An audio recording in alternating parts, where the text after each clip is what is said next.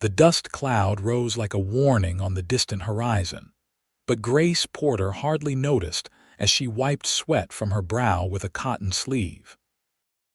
Her last dollar had been spent on the stagecoach that dropped her unceremoniously at the edge of Marysville, California, in the spring of 1872.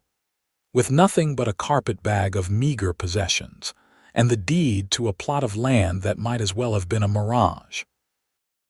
Grace pulled her shawl tighter around her shoulders as she trudged along the dirt road leading north from town.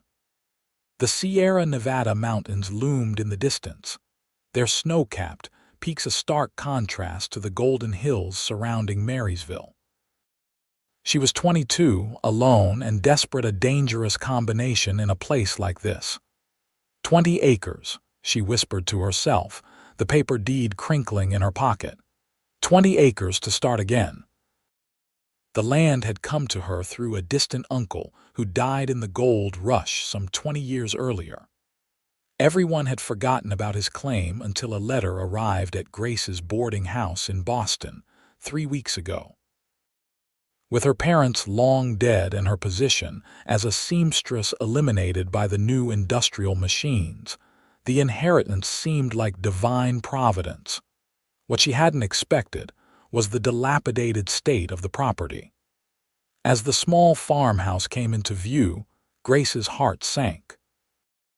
The roof sagged alarmingly, the porch listed to one side, and the surrounding fields were overgrown with weeds and wild grasses. This wasn't a fresh start, it was a ruin. She stood frozen in place until the sound of approaching hoofbeats pulled her from her misery. A tall man on a chestnut mare slowed as he approached. His face was partially hidden by the brim of a weathered cowboy hat, but she could see he was studying her with intensity. "You lost, madam." His voice was deep, tinged with the drawl of the frontier. Grace straightened her spine. "No. I believe I'm exactly where I'm meant to be." She gestured to the ramshackle house. "This is my property." The man tilted his head back, revealing a strong jaw covered in several days' worth of stubble. His eyes, a startling shade of blue, widened slightly. "You're Thomas Porter's kin." "His niece," Grace confirmed. "Grace Porter." "Daniel Evans," he replied, removing his hat in a gesture of respect that seemed at odds with his rugged appearance. "I work the neighboring ranch to the west." He nodded toward the house. "No one's lived there for 20 years. "Well, someone does now," Grace said firmly, though her confidence was entirely manufactured. Daniel studied her for a long moment, taking in her city clothes and delicate hands that had clearly never worked a day of manual labor. He swung down from his saddle, the movement fluid and practiced. "Miss Porter, I don't mean to be forward, but do you have any idea what it takes to work land like this?" "I'm a quick study," she replied, lifting her chin. A slight smile tugged at the corner of his mouth. "I don't doubt that, but farming isn't something you can learn from books. This soil needs breaking, fencing, irrigation. That house needs a new roof before the first rain." He paused. "Do you have money for supplies? Hired help?" Grace felt heat rising in her cheeks. "I have what I need." Daniel's expression told her he wasn't fooled by the lie.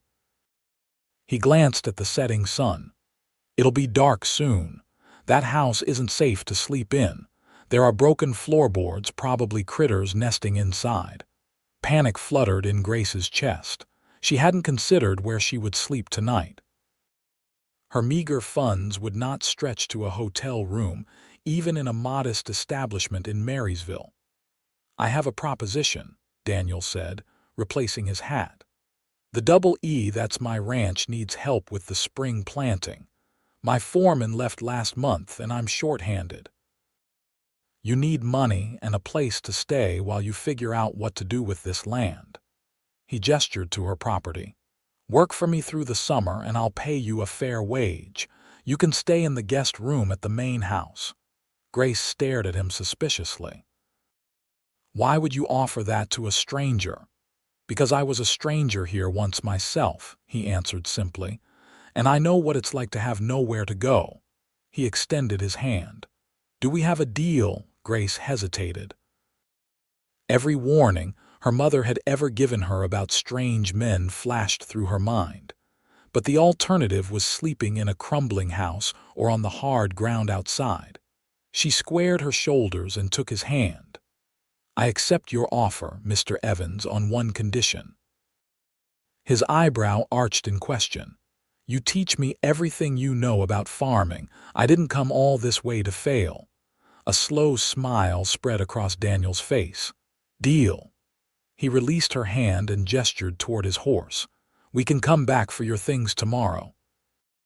For now, let's get you to the ranch before nightfall." Grace looked back at her property, her dream, feeling the weight of her decision. But as Daniel helped her mount his horse and climbed up behind her, she couldn't help but feel that perhaps this detour was part of the path forward. The Double E Ranch sprawled across the rolling hills west of Marysville, a testament to hard work and determination. As they rode through the main gate, Grace took in the neat fencing, the well-maintained barn, and the sturdy two-story ranch house. Everything spoke of care and prosperity, a stark contrast to her own inheritance. "It's beautiful," she murmured, surprised by the genuine admiration in her voice. "It wasn't always," Daniel replied as he helped her dismount. "When I came here 7 years ago, it was nearly as run down as your place. How did you manage to transform it?" "Blood, sweat, and more than a few tears," he admitted with a wry smile. "And good people. Can't build something lasting without good people." A boy of about 16 ran from the barn to take Daniel's horse. "Who's this, boss?" he asked, eyeing Grace with undisguised curiosity. "Grace Porter, our new neighbor and temporary ranch hand," Daniel replied. "Grace, this is Henry. Best horse wrangler this side of Sacramento." The boy beamed at the praise, tipping his hat to Grace. "Pleasure, madam. Henry, tell Mrs. Winters we'll have a guest for dinner and to prepare the east bedroom," Daniel instructed before turning back to Grace. "Mrs. Winters is our cook and housekeeper. Don't let her stern demeanor fool you. She's got a heart of gold underneath all that gruffness." As if summoned by her name, a stout woman with iron-gray hair appeared on the porch, wiping her hands on her apron. "So you've finally brought home a lady friend, Daniel Evans," she called out, her voice carrying a hint of teasing. Daniel's ears reddened. "It's not like that, Mrs. Winters. Miss Porter is our new neighbor." "If you say so," the older woman replied, clearly unconvinced. She turned her attention to Grace. "Come inside, dear. You look like you could use a hot meal and a bath." Grace followed Mrs. Winters into the house, overwhelmed by the speed at which her circumstances had changed. That morning, she had been a desperate woman with nowhere to go. Now she had employment and shelter, even if temporary. The interior of the ranch house was surprisingly refined. Polished wood floors, comfortable furniture, and tasteful decorations created an atmosphere of understated elegance. It was clear that Daniel Evans was no ordinary cowboy. "The bathroom is through there, Mrs. Winters said, pointing down a hallway. "I'll draw you a bath while you have some tea." "That's very kind, but I don't want to impose," Grace began. "Nonsense," Mrs. Winters interrupted. "Anyone Daniel brings home is welcome here. Though I must say, you're the first young lady he's ever invited to stay." Grace felt heat rising in her cheeks. "It's not what you think. Mr. Evans is merely being charitable." Mrs. Winters gave her a knowing look. "Daniel Evans has many fine qualities, but charity without purpose isn't one of them. If he offered you work, it's because he needs it done." After a hot bath that washed away the dust of travel, Grace changed into her one spare dress and joined the household for dinner. Besides Daniel and Mrs. Winters, there was Henry, a weathered cowhand named Frank, and a quiet man introduced as Mr. Winters, who managed the ranch's accounts. "So, Miss Porter," Frank said as they passed dishes around the table, "what brings a city gal like you out to California?" Before Grace could answer, Daniel interjected. "Miss Porter inherited Thomas Porter's old place." A low whistle escaped Frank's lips. "That's a tough row to hoe, madam. That land hasn't seen a plow in decades." "I'm aware of the challenges," Grace replied, trying to sound more confident than she felt. "But it's mine, and I intend to make something of it." "Admirable," Mr. Winters commented, speaking for the first time. "But farming requires capital. Do you have funds to invest in equipment, seed, livestock?" Grace stared at her plate, embarrassment burning her cheeks.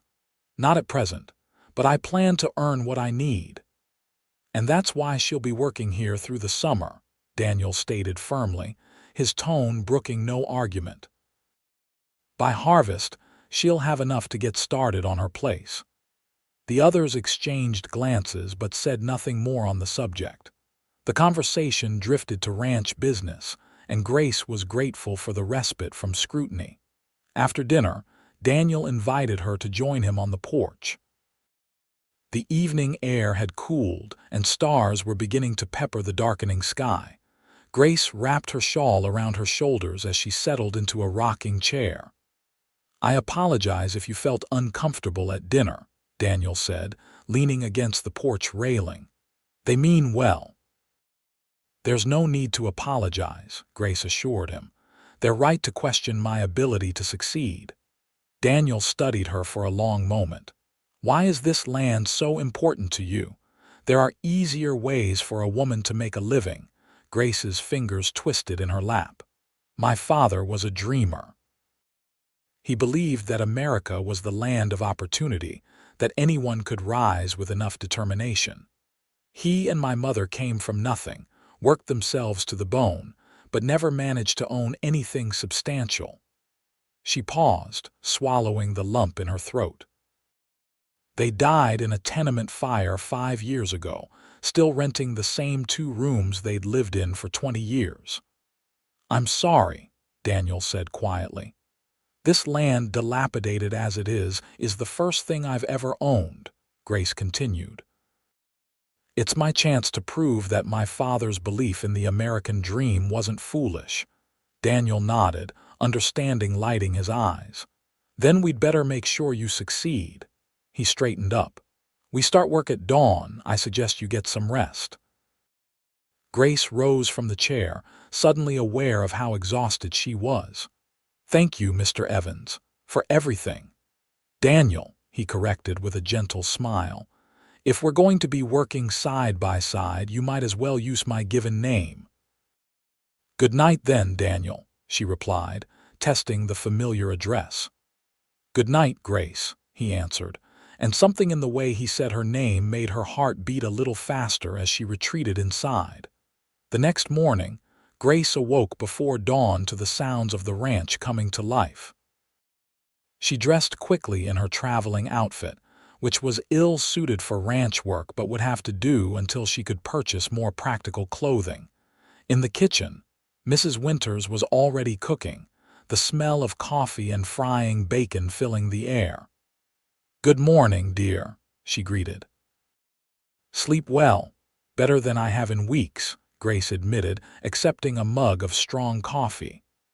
"Daniel mentioned you'll need work clothes," Mrs. Winters said, placing a plate of food before her. "I've set aside some of my son's old things. He's off at university in San Francisco now, but he left plenty behind. They'll be big on you, but with some adjustments, they'll serve until you can get your own." Grace was touched by the woman's thoughtfulness. "That's very kind. I'll repay you as soon as I can, Mrs." Winters waved away her thanks. "Family takes care of family." "But I'm not. You're under this roof, aren't you?" Mrs. Winters interrupted.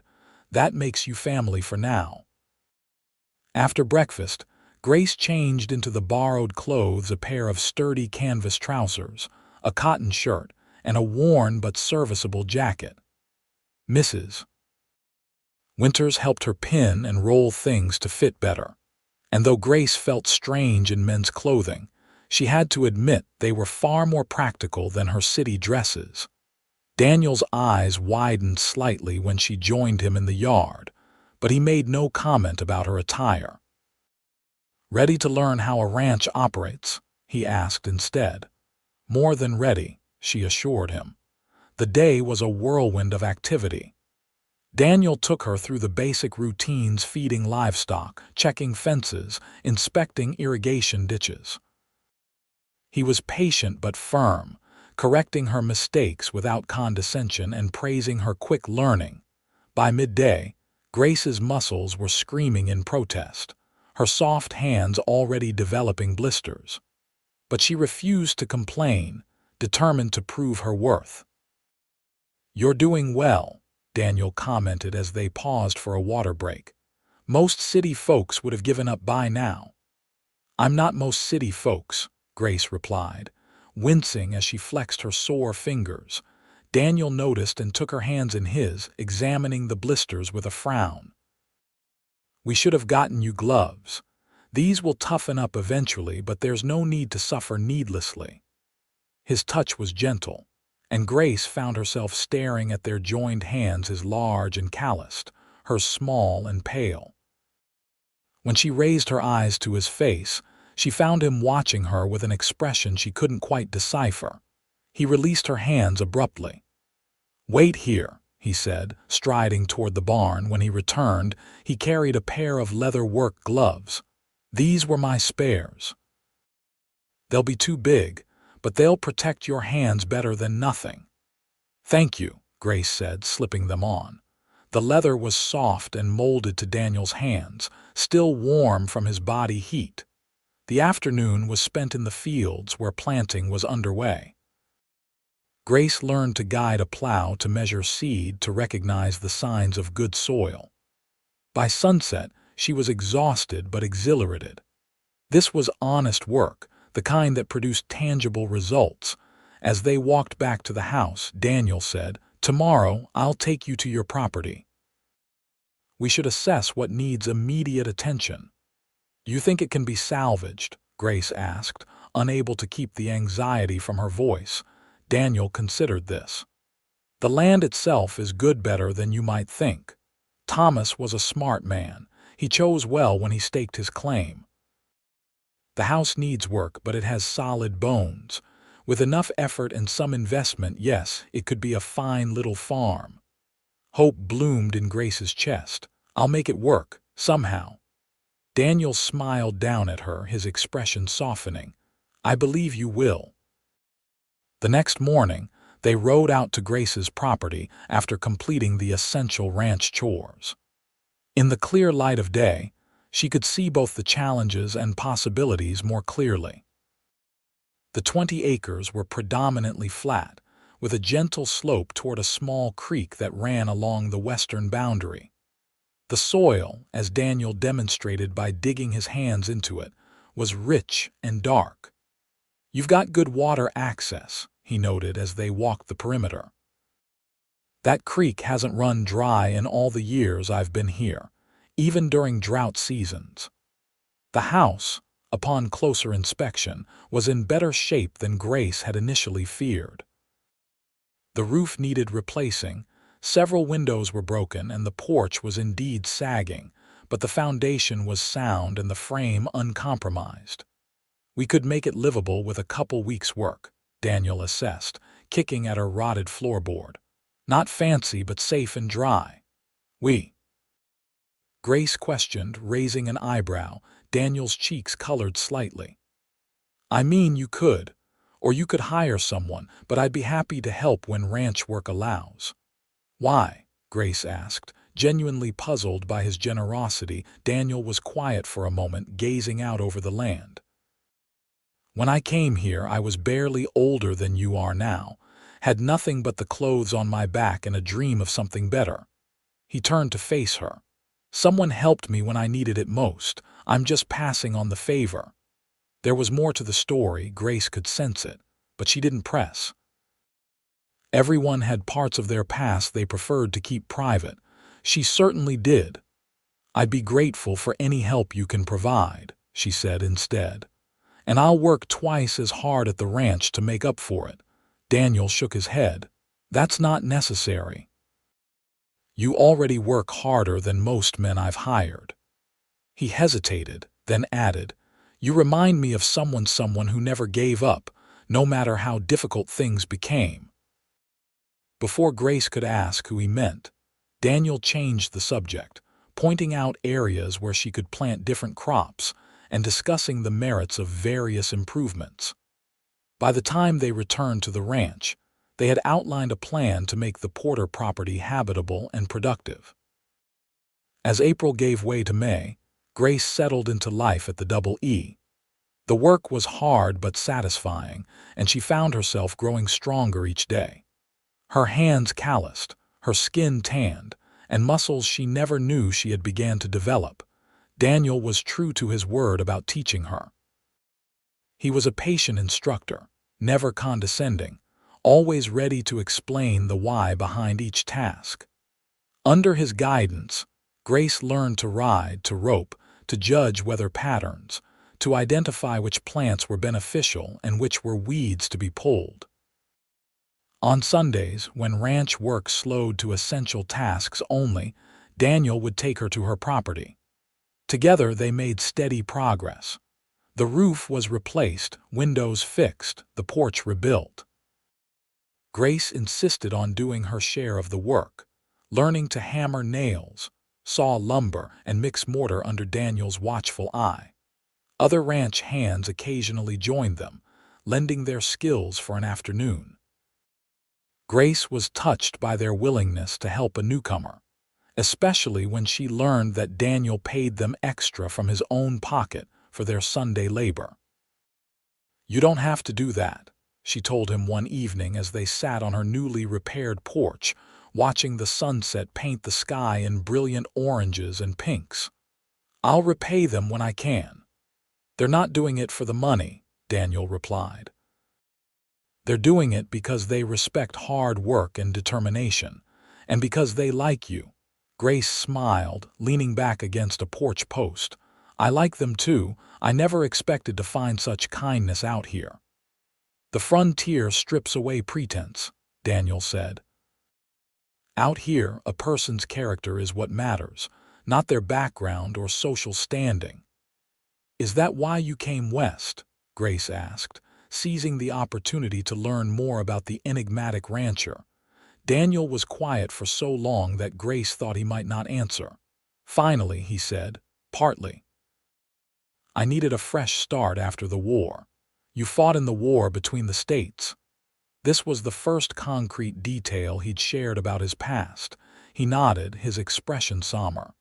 Union cavalry, saw things no man should see, did things I'd rather forget. Grace could see the shadows of those memories in his eyes. I'm sorry, she said softly, reaching out impulsively to touch his hand. Daniel looked down at her fingers resting on his, then slowly turned his palm upward, allowing their hands to join. Don't be. The war taught me to value life, to recognize what truly matters. His thumb traced gentle circles on the back of her hand, and it eventually led me here. The air between them seemed to thicken, charged with unspoken emotions. Grace was acutely aware of the warmth of his skin against hers, the steady rhythm of his breathing, the intensity of his gaze when he finally looked up to meet her eyes. For one breathless moment, she thought he might lean forward, close the distance between them. But instead he released her hand and stood, breaking the spell. We should head back, he said, his voice slightly rougher than usual. Early start tomorrow. Grace nodded, ignoring the pang of disappointment that fluttered in her chest. Whatever was developing between them was complicated by their arrangement. She was his employee, dependent on him for lodging and instruction. Any deeper connection would have to wait until they stood on more equal footing. As spring ripened into summer, life at the Double E fell into a comfortable rhythm. Grace proved herself capable and hardworking, earning the respect of everyone on the ranch. She no longer felt like an outsider but part of a close-knit community. Her relationship with Daniel evolved too, though not in the direction her heart increasingly yearned for. They developed an easy camaraderie, working side by side during the day and often sharing quiet conversations in the evenings. But Daniel maintained a careful distance, never again allowing the kind of intimate moment they'd shared on her porch. Grace tried to convince herself it was for the best. She needed to focus on her goal of establishing her farm, not on romantic entanglements. Yet she couldn't deny the way her pulse quickened when Daniel entered a room, or how she treasured each rare smile he bestowed upon her.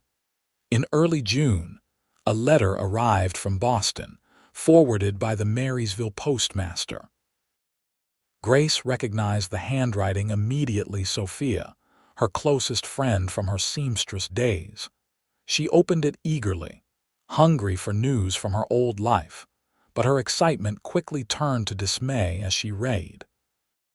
Sophia wrote that Edward Blackwell, son of the factory owner where they had both worked, had been asking about Grace's whereabouts.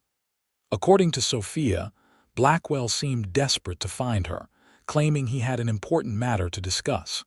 Grace's hands trembled as she folded the letter.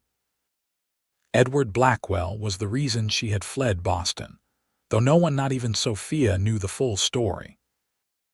His unwanted advances had escalated to something more sinister, and when Grace had threatened to expose his behavior, he had promised to destroy her reputation if she didn't comply with his demands. Bad news. Daniel's voice startled her from her dark thoughts. She hadn't heard him enter the parlor where she'd retreated to read her letter in privacy. "Just news from home," she answered, forcing a smile that didn't reach her eyes. "Nothing important." Daniel studied her face, clearly not believing her. "If there's something wrong, Grace, I might be able to help." For a moment, she was tempted to confide in him, but shame and fear held her tongue. What would Daniel think if he knew she was essentially hiding from a man back east? Would he believe her side of the story, or would he assume, as so many would, that she had somehow encouraged Edward's attention? "It's nothing," she insisted, tucking the letter into her pocket. "Just a reminder of why I'm better off here." Daniel looked as if he wanted to press further, but instead he nodded. "Well, if you ever want to talk about it, I'm a good listener." "Thank you," Grace said sincerely, touched by his concern even as she maintained her secret. That night, sleep eluded her. The letter had reopened wounds she thought had begun to heal, bringing back memories of fear and helplessness. What if Edward somehow discovered where she had gone? The thought of him appearing in Marysville, bringing his poisonous presence into this new life she was building, was terrifying. The next morning, dark circles shadowed her eyes, but she reported for work as usual. Daniel noticed her exhaustion immediately. "You're taking the day off," he announced after one look at her face. Grace started to protest, but he held up a hand. "That wasn't a suggestion. You're dead on your feet, and in this business, that's how accidents happen." "I'm fine," she insisted, even as she swayed slightly on her feet. Daniel's expression softened. "Grace, part of running a successful operation is knowing when to rest. Consider it another lesson." Too tired to argue further, Grace reluctantly agreed. She spent the morning dozing in a chair on the front porch, waking periodically to stare out at the rolling hills. The letter had shaken her more than she wanted to admit, bringing back the vulnerability she thought she'd left behind in Boston. Around midday, Mrs. Winters brought her a tray with lunch and sat beside her while she ate. "Want to talk about what's troubling you?" the older woman asked directly. Grace hesitated, then decided that perhaps a woman's perspective might help. "Have you ever been afraid of someone? Truly afraid?" Mrs. Winters' expression grew serious. "Once, before I met Mr. Winters, there was a man in the town where I grew up who developed an unhealthy interest in me. When I rejected him, he became persistent." "What did you do?" Grace asked, recognizing echoes of her own situation. "I left town," Mrs. Winters replied simply. "Started over somewhere new just as you've done." Grace stared at her, surprised. "How did you know?" "The look in your eyes when that letter came yesterday. I've seen it before in my own mirror many years ago." She patted Grace's hand. "But I'll tell you something, dear. Running is sometimes necessary, but it's not a permanent solution." "What is?" "Standing your ground when you're ready. Building a life so solid that no one can take it away from you." Mrs. Winters smiled. "And finding people who will stand beside you when the time comes to face your fears." Her words stayed with Grace throughout the day, offering a perspective she hadn't considered. Perhaps coming to California hadn't been merely an escape, but the first step toward the kind of strength Mrs. Winters described. By evening, Grace felt more centered, her resolve renewed. She would continue building her new life one day at a time and trust that she would find the courage to face her past when necessary. As she sat on the porch after dinner, watching the fireflies begin their nightly dance, Daniel joined her, 2 glasses of lemonade in hand. "Feeling better?" he asked, offering her one of the glasses. "Much," she replied, accepting the cool drink gratefully. "Thank you for insisting on the rest." "You work harder than anyone I've ever met," Daniel said, settling into the chair beside her. "Sometimes I think you're trying to prove something." Grace sipped her lemonade, considering how much to reveal. "Maybe I am, to myself if no one else." "And what is it you're trying to prove?" She turned to look at him, finding his gaze intent upon her face. "That I'm strong enough, that I can stand on my own 2 feet no matter what comes." Daniel nodded slowly. "I've never doubted your strength, Grace. Not from the first moment I saw you standing in front of that dilapidated house, determined despite everything." His words warmed her more than she cared to admit. There's a difference between appearing strong and truly being strong. "The difference is smaller than you might think," Daniel replied. "Sometimes acting brave is the first step to becoming brave." He paused, then added quietly, "I learned that in the war. There were days when all any of us had was the pretense of courage." Grace studied his profile, illuminated by the soft glow from the parlor windows. "Were you afraid?" "During the fighting, terrified," he admitted without hesitation. "Any man who claims otherwise is either lying or a fool, but fear doesn't have to control you." They sat in companionable silence for a while, watching as stars appeared in the darkening sky. Grace felt a sense of peace settling over her, the anxieties from the letter receding further with each passing minute. "Daniel," she said finally, "why did you really offer me work that day?" "The truth, please." He turned to face her, his expression serious. "Because I saw something in you that reminded me of myself when I first came here, desperate but determined, with nowhere to go but forward." He hesitated, then added, "And because I couldn't bear the thought of you failing when I had the means to help you succeed." The simple honesty of his answer touched her deeply. "Thank you," she whispered, "not just for the job, but for believing in me when I wasn't sure I believed in myself."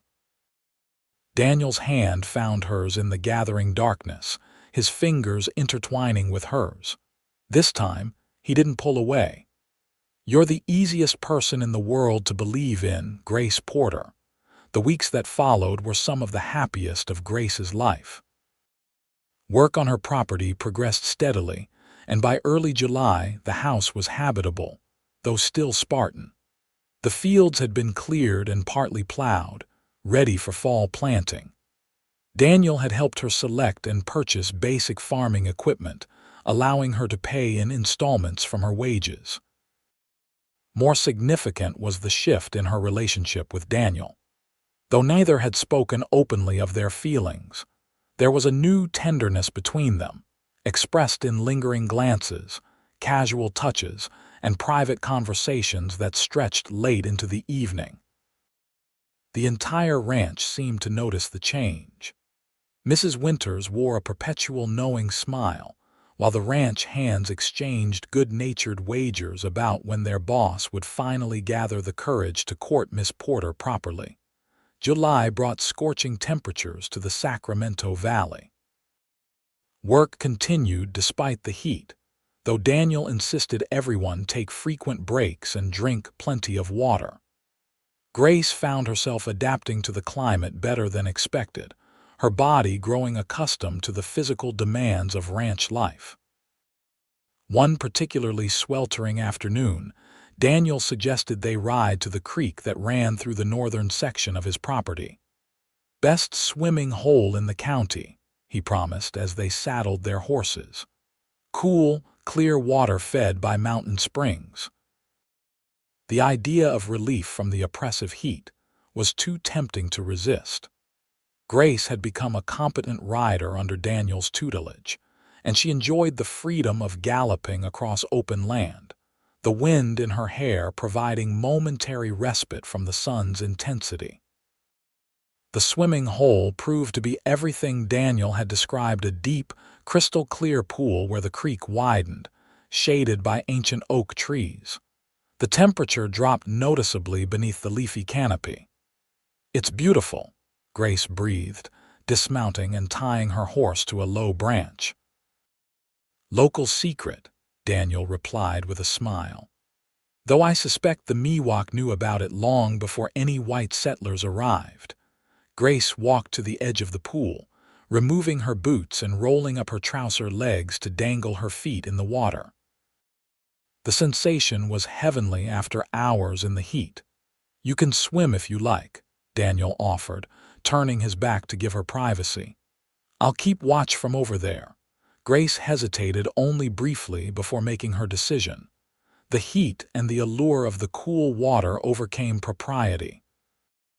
"Turn around for a moment," she instructed, waiting until Daniel had moved away before removing her outer clothes, leaving only her thin chemise and drawers. She slipped into the water quickly, gasping at the initial shock of cold against her overheated skin. "You can turn back now," she called once she was submerged to her shoulders. Daniel returned, his eyes widening slightly at the sight of her in the water. He removed his boots and rolled up his sleeves but didn't join her, instead sitting on a large flat rock at the pool's edge. "Aren't you coming in?" Grace asked, floating on her back, her hair spreading around her like dark silk on the water's surface. "Someone should keep watch," he replied, though his eyes never left her face. Grace laughed, feeling strangely free. "There's no one for miles. The horses would alert us to any approach." She splashed water in his direction. "The water's perfect." Daniel hesitated, then stood and began unbuttoning his shirt. "Turn around," he requested with a small smile, echoing her earlier words. Grace obliged, floating with her back to him until she heard the splash of his entry.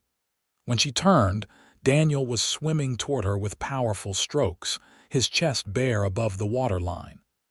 "You're right," he admitted as he surfaced nearby. "This was exactly what we needed." They swam for nearly an hour, talking and laughing with an ease that had been building between them for months. Grace couldn't remember the last time she had felt so carefree, so unburdened by worry or propriety. Daniel seemed similarly transformed, the serious rancher replaced by a playful companion who splashed her and dove beneath the surface to tug gently at her ankles. As the sun began its westward descent, they reluctantly left the water. Daniel turned his back again while Grace quickly dressed, her damp chemise clinging uncomfortably beneath her clothes. "We should head back," Daniel said as he buttoned his shirt, his hair still dripping onto his shoulders, "before Mrs. Winters sends out a search party." Grace nodded, suddenly shy as the magical interlude at the swimming hole came to an end. She busied herself with untying her horse, acutely aware of Daniel's presence behind her. "Grace," he said softly, his voice closer than she expected. She turned to find him standing just inches away, his expression intense. Water droplets clung to his eyelashes, and his damp hair curled slightly against his forehead. Before she could respond, his hand came up to cup her cheek, his thumb brushing gently across her skin. "I've been fighting this for too long," he murmured, his eyes searching hers for permission. Grace's heart pounded against her ribs. "Fighting what?" she whispered, though she knew the answer. "This," Daniel replied simply, and then his lips were on hers, gentle at first, then with growing intensity as she responded to his touch. Grace had been kissed before chased, proper kisses from earnest young men at church socials, but nothing had prepared her for the flood of sensations that washed through her at Daniel's touch. Her hands found their way to his chest, feeling his heart racing beneath her fingertips. When they finally broke apart, both breathing heavily, Daniel rested his forehead against hers. "I've wanted to do that since the day you put on work gloves and started mucking out stalls without a single complaint." Grace laughed softly. "How terribly romantic." "It was to me," he insisted, brushing a stray lock of damp hair from her face. "You were the most determined, stubborn, beautiful woman I'd ever laid eyes on." "And now?" she asked, her voice barely audible. "Now you're all that and more," Daniel replied, his eyes serious despite his smile. "You're the woman I think about from morning till night, the one I want to build a future with if you'll have me." The directness of his declaration took her breath away. "Daniel, he placed a finger gently against her lips. "Don't answer now. I know your independence is important to you, that you came here to prove you could make it on your own. I'm not asking you to give that up." He took a deep breath. "I'm asking you to consider that we might be stronger together than apart." Grace's thoughts whirled. She had come to California to claim her land, to stand on her own, not to fall in love. Yet here she was, her heart opening to possibilities she hadn't allowed herself to imagine. "I need time," she said finally. "Not because I don't care for you, I do, more than I thought possible, but because this wasn't part of my plan." Daniel smiled, though she could see a hint of disappointment in his eyes. "I understand. Take all the time you need." He pressed a gentle kiss to her forehead. "I'm not going anywhere." They rode back to the ranch in a companionable silence, each lost in their own thoughts. Grace couldn't deny the depth of her feelings for Daniel, nor the rightness she felt when she was with him. But the specter of her past still haunted her. How could she consider a future with him when she hadn't been honest about why she had really come west? That night, as she lay in bed, Grace made a decision. Before she could move forward with Daniel, she needed to tell him the truth about Edward Blackwell and her flight from Boston. Only then could she be certain that what they were building was founded on honesty. The opportunity came the following evening. After dinner, Daniel asked if she would join him for a ride to check on a section of fence that had been reported damaged. As they rode side by side in the golden light of sunset, Grace gathered her courage. "There's something I need to tell you," she began, her voice steadier than she felt, "about why I really came to California." Daniel glanced at her, his expression open. "I'm listening." Grace took a deep breath and began her story, how she had worked as a seamstress in a Boston textile factory owned by the Blackwell family. How Edward, the owner's son, had taken an unwelcome interest in her. How his pursuit had turned menacing when she rejected him. "He threatened to ruin me," she said, staring straight ahead. "To tell everyone I had been improper with him. In Boston, his family's word was law. No one would have believed me over him." "So you ran," Daniel finished for her, his voice tight with anger, not at her, she realized, but on her behalf. Grace nodded. "When the letter came about my uncle's property, it seemed like divine providence. A chance to start over somewhere Edward could never find me." She hesitated, then added, I received a letter recently. He's been asking about me in Boston. Daniel reined his horse to a stop, reaching over to take her hand. Grace, listen to me. You did nothing wrong. Nothing. And if Edward Blackwell ever shows his face in Marysville, he'll have me and every man on this ranch to answer to. The fierceness of his protection brought tears to her eyes. You believe me then, without question. Of course I believe you, Daniel replied, looking genuinely surprised by her doubt. Why wouldn't I? Many wouldn't, Grace said quietly. They'd assume I encouraged him somehow, then they'd be fools, Daniel interrupted. I know your character, Grace Porter. I've watched you work harder than any man on this ranch, seen your integrity in every decision you make. His expression softened. Thank you for trusting me with this. It can't have been easy. Relief washed through her, along with something deeper, a recognition that her feelings for Daniel ran far deeper than she had been willing to admit, even to herself. Here was a man who saw her clearly, who believed in her strength even as he offered his protection. I trust you with everything, she said simply, and knew it was true. The ride back to the ranch was quiet, but it was a different kind of silence than before, one filled with understanding and growing certainty. As July melted into August, the relationship between Grace and Daniel deepened. They were discreet, mindful of propriety, but no one on the ranch was fooled.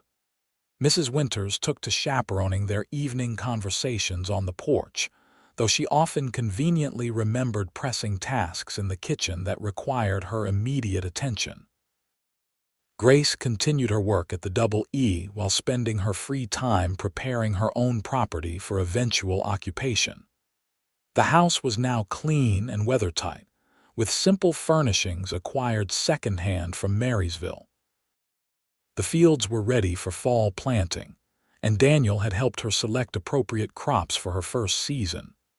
On a warm Sunday afternoon in mid-August, as they sat on Grace's porch reviewing her planting plans, Daniel suddenly asked, "Have you given any thought to what happens after harvest?" Grace looked up from her notes. "What do you mean? Our arrangement was for you to work at the Double E through the summer," he reminded her. "That's only a few weeks away." Oh. The realization that their professional relationship had an expiration date hadn't occurred to her. "I suppose I'll move here permanently then, focus on getting my farm established." Daniel nodded slowly. "That makes sense." He paused, then added, "But there's an alternative if you're interested in hearing it." Grace's heart skipped a beat at the serious tone of his voice. "I'm listening." Daniel set aside the papers he'd been reviewing and took both her hands in his. "Grace Porter, I've come to care for you more deeply than I ever thought possible. These past months have shown me what kind of woman you are: strong, determined, compassionate." He took a deep breath. "I'm asking you to consider becoming my wife." Though she had begun to suspect his intentions, the actual proposal still left Grace breathless. "Daniel, before you answer," he continued quickly, "I want you to understand what I'm proposing. This wouldn't be a traditional arrangement where you give up your independence. Your land would remain yours, and you could develop it as you see fit. Or we could combine our operations, work them together as equal partners." His eyes held her steadily. "I'm not asking you to give up your dream, Grace. I'm asking if I can be part of it." Tears welled in Grace's eyes, not of sadness but of profound emotion. "You've thought this through," she managed to say. "Every detail," Daniel confirmed with a small smile. "I even spoke with Judge Wilson in Marysville about the legal aspects of maintaining your separate property rights within a marriage." The care he had taken, the respect he showed for her dreams and ambitions, touched Grace deeply. This was no impulsive proposal but a carefully considered partnership between equals. "There's one more thing," Daniel said, reaching into his pocket. He withdrew a small wooden box, opening it to reveal a delicate gold ring set with a single pearl. This was my mother's. She made me promise I would only give it to a woman of exceptional character and strength. His voice softened. Someone like you. Grace stared at the ring, then at the man holding it, this good, honorable man who had taught her so much about farming and ranching, about perseverance and integrity, about love. The answer came to her with perfect clarity. Yes, she said simply. Yes, I will marry you, Daniel Evans. His face broke into a smile of such unguarded joy that Grace's heart seemed to expand in her chest. He slipped the ring onto her finger, then pulled her into an embrace that conveyed all the emotion words couldn't express. When they returned to the ranch that evening, their news was met with delighted but unsurprised congratulations. Mrs. Winters wiped tears from her eyes as she hugged Grace fiercely. "I knew from the moment he brought you home," she whispered. "You were meant to be part of this place." The wedding was planned for early October, after the harvest was complete. Grace insisted on a simple ceremony, to be held on the grounds of the Double E with Judge Wilson officiating. Mrs. Winters, however, had other ideas about the celebration to follow, envisioning a gathering that would include everyone from the ranch and neighboring properties. As the wedding approached, Grace divided her time between harvest work, preparations for the ceremony, and finalizing plans for her own land. She and Daniel had decided to maintain both properties, developing hers as an extension of the Double E operations, but with a focus on crops rather than cattle. One morning in late September, as Grace was in Marysville purchasing supplies, a familiar voice froze her in her tracks outside the general store. Grace Porter. What a fortunate coincidence. She turned slowly, her heart pounding, to face Edward Blackwell. He looked out of place in his Eastern finery, but his smile held the same predatory confidence she remembered. "Mr. Blackwell," she acknowledged, her voice remarkably steady despite her inner turmoil. "What brings you to California?" "You do, of course," he replied smoothly. "Did you think I wouldn't find you? A few well-placed inquiries, a bit of money changing hands." He shrugged. "It wasn't particularly difficult." Grace glanced around the busy street, drawing comfort from the presence of others. "What do you want, initially?" "To persuade you to return to Boston. My father has been quite insistent that I settle down, and you were always the most suitable candidate." Edward's smile tightened. "But now that I see how rustic your circumstances have become, perhaps I'll simply enjoy watching you beg for my discretion." "Beg?" Grace echoed, anger replacing fear. "I have nothing to beg for, Mr. Blackwell. Everyone who matters here knows exactly who I am and why I left Boston." Edward's confidence faltered slightly. "You told them your sordid little story, and they believed you. How charming." He stepped closer, lowering his voice. "But what about your reputation back east? What would your precious frontier friends think if they received letters detailing your improprieties with me?" "They would think you a liar and a scoundrel," came Daniel's voice from behind Grace. He moved to stand beside her, his presence solid and reassuring. "Which, from what I understand, would be an accurate assessment." Edward's eyes narrowed as he assessed the newcomer. "And you are Daniel Evans, Grace's fiancé and owner of the Double E Ranch." Daniel's tone was deceptively calm, but Grace could feel the tension radiating from him. "I suggest you conclude your business in Marysville and return east as quickly as possible." Edward laughed, though the sound held no humor. "Are you threatening me, Mr. Evans?" "Not at all," Daniel replied evenly. "Simply offering advice. California doesn't suit everyone, particularly those accustomed to different standards of behavior." Grace took Daniel's hand, drawing strength from his support. "There's nothing for you here, Edward. I've built a new life, a better one than I could have imagined in Boston." Edward's gaze shifted between them, calculation evident in his expression. How touching! The provincial cowboy and his mail-order bride. Daniel's hand tightened around Grace's, but his voice remained steady. "Mr. Blackwell, I'm not a man given to violence, but if you continue to harass my future wife, I might make an exception." Several passers-by had slowed to observe the confrontation, and Edward was clearly aware of the audience. His lips thinned as he recognized his disadvantage. "This isn't finished," he said quietly. "You've made a powerful enemy today, Evans." "Better that than a false friend," Daniel replied. "Good day, Mr. Blackwell." With a final glare, Edward turned and walked away, his stiff posture betraying his anger. Grace released the breath she'd been holding. "How did you know he was here?" "Henry saw him arrive on the morning stage and recognized him from your description," Daniel explained. "The boy rode like the devil to find me." He examined her face with concern. "Are you all right?" Grace nodded, surprising herself with the truth of it. "I am, seeing him again.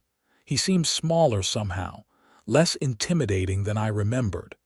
Daniel smiled, tucking her hand into the crook of his arm as they began walking back toward their horses. "You're stronger now. You faced him on your terms, not his." "We faced him," Grace corrected, leaning slightly into Daniel's solid presence. "Together." The encounter with Edward cast a brief shadow over the wedding preparations, but as days passed with no further sign of him, Grace's anxiety eased. Daniel arranged for extra hands to keep watch around the ranch, but by the time the wedding day arrived, the threat seemed to have receded.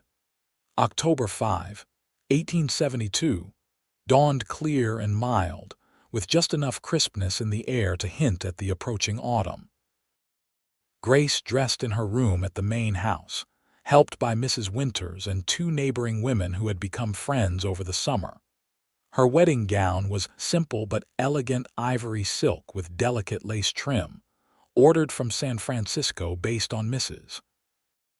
Winters' insistence that a bride needed at least one truly special dress, regardless of how practical she might be in everyday life. "You look beautiful, dear," Mrs. Winters said, arranging the small wreath of wildflowers in Grace's hair. "Daniel won't be able to take his eyes off you." Grace smiled, her reflection in the mirror showing a woman far different from the desperate girl who had arrived in Marysville 6 months earlier. Her face was sun-kissed now, her posture confident, her eyes clear and bright with anticipation. "I never imagined this day," she admitted. "When I came here, all I wanted was to prove I could survive on my own." Mrs. Winters patted her shoulder. "And you've done that. But there's a difference between surviving and thriving. With Daniel, you'll do both." The ceremony took place beneath a large oak tree on a hillside overlooking the ranch. Nearly 50 guests attended ranch hands and their families, neighbors, townspeople from Marysville who had come to know and respect both Grace and Daniel. Grace would later remember the day in fragments of perfect happiness. The look of wonder on Daniel's face when he saw her approaching. The simple, heartfelt vows they exchanged. The cheer that went up from the assembled guests when Judge Wilson pronounced them husband and wife. The feast that followed, with tables set up in the yard and lanterns hanging from tree branches as dusk fell. As the celebration continued into the evening, with music and dancing on an improvised floor near the barn, Daniel led Grace away from the crowd to a quiet spot overlooking the valley. "Happy, Mrs. Evans?" he asked, his arms encircling her waist as she leaned back against his chest. "More than I knew was possible," Grace replied honestly, tilting her head back to look up at him. "Thank you for seeing something in me that day, for giving me a chance when you had every reason to ride away." Daniel's eyes were serious as he turned her to face him. "I didn't give you anything you didn't earn 100 times over. Your wages, your training, even my heart, you worked for all of it." Grace laughed softly. "Is that what happened? I worked for your heart instead of a wage, something like that, Daniel admitted with a smile. Though I suspect I got the better end of the bargain. As the moon rose over the double E, casting silver light across land that would now be worked by both their hands, Daniel and Grace returned to their guests, stepping into their future together with the same determination that had brought them to this moment, not as owner and employee, but as equal partners in life and love. In the years that followed, the Evans Ranch prospered beyond expectations. Grace's property, which she insisted on keeping in her maiden name as a symbol of her independence, was developed into productive farmland that complemented the Double E's cattle operation. Together, they created one of the most successful agricultural enterprises in Yuba County. Their first child, a son named Thomas after Grace's uncle, was born exactly 1 year after their wedding. A daughter, Elizabeth, followed 2 years later, and then another son, James, completed their family. The children grew up learning both cattle ranching and farming, equally at home on horseback or behind a plow. Edward Blackwell never returned to Marysville, though they heard through Eastern connections that he had eventually married the daughter of one of his father's business associates, a union that apparently pleased neither of them particularly well. On their 10th anniversary, as they sat on the porch of the main house watching their children play in the yard, Daniel presented Grace with a small box containing a gold locket. "Open it," he urged, his eyes warm with affection. Inside was a tiny, perfect replica of the deed to her original 20 acres, meticulously hand-drawn and lettered. "To remind you of where we started," Daniel explained, "and how far we've come." Grace touched the miniature deed with gentle fingers. "I came here to work the land," she said softly, "not expecting anything more than the satisfaction of building something of my own." "And instead," Daniel prompted, taking her hand in his. Grace smiled, looking out over the prosperous ranch that was the physical manifestation of their partnership, then back at the man who had become the center of her world. "Instead, I found the richest soil imaginable in which to plant my dreams."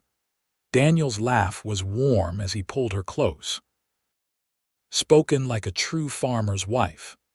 "A farmer in my own right," Grace corrected with a teasing smile, "who happens to be married to a rather remarkable cowboy." As the sun set over the Double E Ranch, painting the sky in shades of gold and pink, Grace Porter Evans reflected on the journey that had brought her to this moment. She had come to California seeking independence and the chance to prove herself. She had found those things and more: a home, a family, a love that had transformed her understanding of strength.